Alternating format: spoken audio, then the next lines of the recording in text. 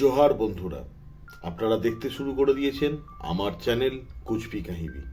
আজকে জোহার বলার কারণ, আজকে আমি আদিবাসী সমাজের সবচেয়ে ভালো উৎসব, প্রাচীন উৎসবের নাম বাদনা উৎসবের ভিডিও করছি।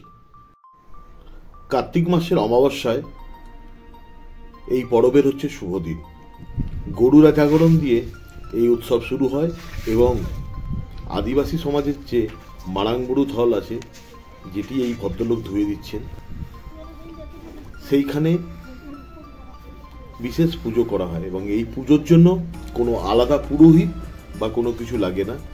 পাড়ার যে সবচেয়ে বয়স্ক বা মোড়ল থাকে, ভালো আছে তো, এই পুজো করে এবং এর জন্য আলাদা কোনোভাবে কোনো মন্ত্রোচ্চারণ করা হয় না। পুরোপুরি বলতে পারেন এটা প্রকৃতিকে পুজো করা হয়। আর এই বাদনা পরবের প্রস্তুতি অনেক দিন ধরেই চলে।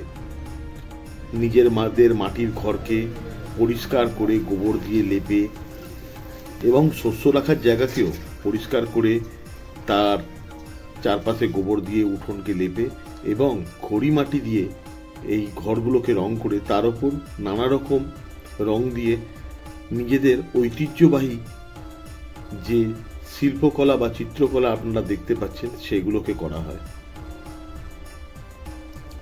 আর গরু জাগরণ দিয়ে এই উৎসবের সূচনা করা হয়। গরু জাগরণ মূলত পুরুলিয়া ডিস্ট্রিক্টেই দেখা যায়। এই গরু জাগরণের প্রথা অনেক দিন আগে থেকেই চলে আসছে।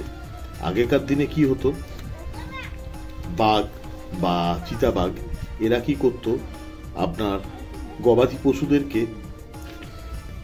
আক্রমণ করত এবং তাদেরকে মেরে দিত। এতে কৃষক সমাজ, আদিবাসী সমাজের অনেক ক্ষতি হতো। সেই ক্ষতি থেকে বাঁচার জন্য তখন এরা এই মরা চিতাবাঘ বা মরা বাঘের হিংস্র পশুদের যে চামড়া শুকনো থাকে তার গন্ধ শুকিয়ে তাকে হিংস্র করে রাখা হয় এবং তাকে রাগানো হয় সেই বলদকে, যাতে কোনো সময় সেই বলদ যদি বাঘ বা কোনো চিতাবাঘের সামনে পড়ে তাকে যেন আক্রমণ করতে পারে। এবং এখন সেই উৎসব বংশ পরম্পরায় চলে আসছে। আর আপনারা দেখতে পাচ্ছেন যে প্রত্যেকটা বাড়ি, ঘর দোর কিরকম পরিষ্কার করা হয়েছে এবং বাড়ির সামনে যে কালো কালো যে রঙের মাটি দেখতে পাচ্ছেন আপনারা, এটা হচ্ছে খড় পুড়িয়ে মাটির সঙ্গে, এলে মাটির সঙ্গে মিশিয়ে লেপে দেয়া হয় এবং যাতে খুব সুন্দর হয়, দেখতে লাগে। এবং সময়ের কালে কালে কিছুটা এনাদের পরবের মধ্যে বিবর্তন এসছে। সেই বিবর্তনের কথাটা আমরা বলি। সেই বিবর্তন হচ্ছে যে আগে লাইট বা মশাল ফশাল জ্বালানো হতো, এখন কিন্তু পুরোপুরি ইলেকট্রিসিটি থাকার জন্য টুনি লাইট দিয়ে ব্যানার ফেস্টুন টাঙিয়ে পাড়াকে সাজানো হয়। এই সময় বাড়িতে যদি কোনো কুটুম আসে, সেই কুটুমকে ঘটিতে জল দিয়ে তার পা ধোয়ার ব্যবস্থা করা হয় এবং নিজেদের সাধ্য মতো খাওয়া দাওয়া, দান দক্ষিণা বয়স্ক লোকেদের দেয়া হয়।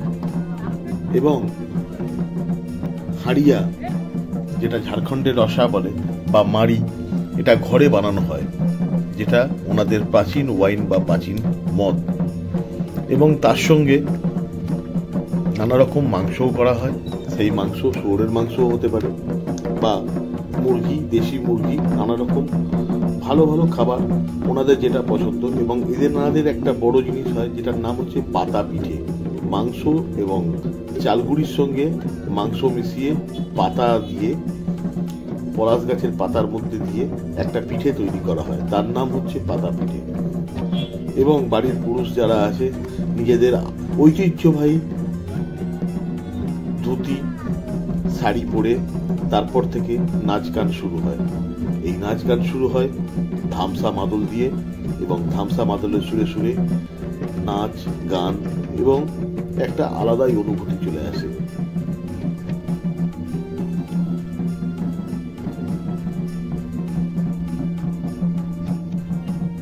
আপনারা দেখতেই পাচ্ছেন যে কিরকম নানা রকমের ধুতি পরা হয়েছে।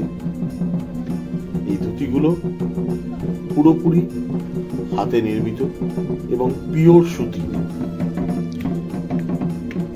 আর বাচ্চা বাচ্চা যারা আছে তারাও মাদল বাজানো শিখছে, ধামসা আর মাদল সহযোগে, এবং নিজেদের ভাষায় লোকগীতির মাধ্যমে পাড়া ঘুরে ঘুরে নাচ করা হয়। এবং এরপরে হয়, শেষ দিনে হয় শিকার উৎসব। এবং শিকার উৎসব হচ্ছে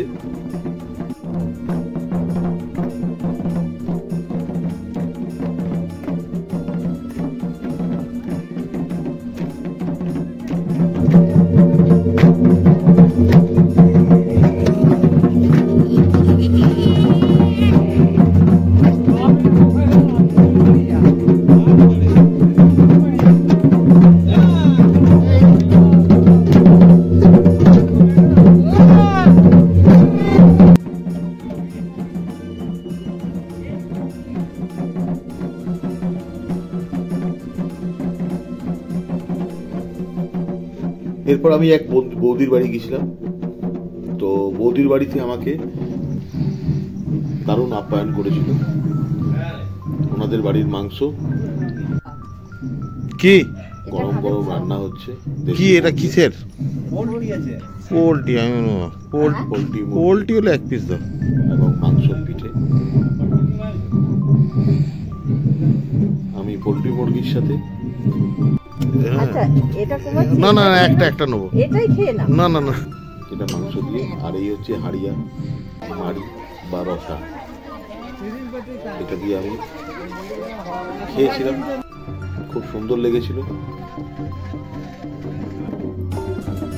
আর যত রাত বাড়ছে নাচের মাদকতা আরো বাড়ছে, ধামসা মাদলের সুর আরো বাড়ছে।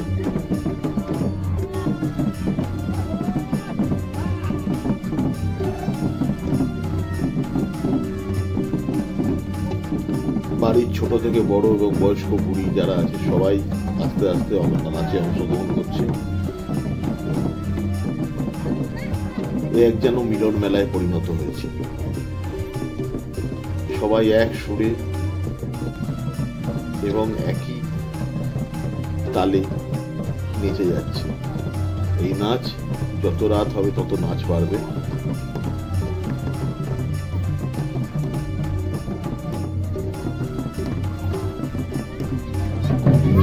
এবার আমার বাড়ি ফেরার পালা।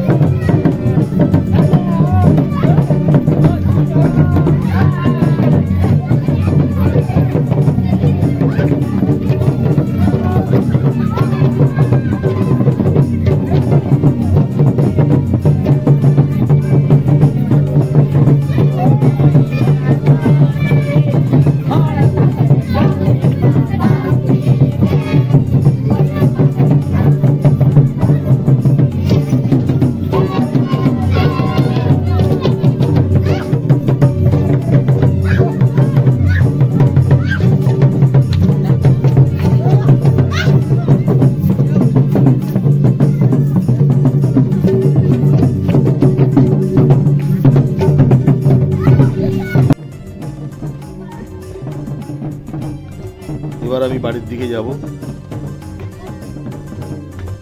আর পরের বছরের জন্য অপেক্ষায় থাকবো।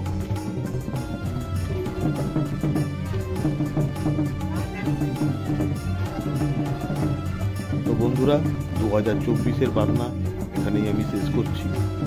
যদি এই ডকুমেন্টারি বা এটা ভালো লাগে আমার ভিডিওটা, তো অবশ্যই লাইক, শেয়ার এবং সাবস্ক্রাইব করুন। সঙ্গে থাকুন, ভালো থাকুন।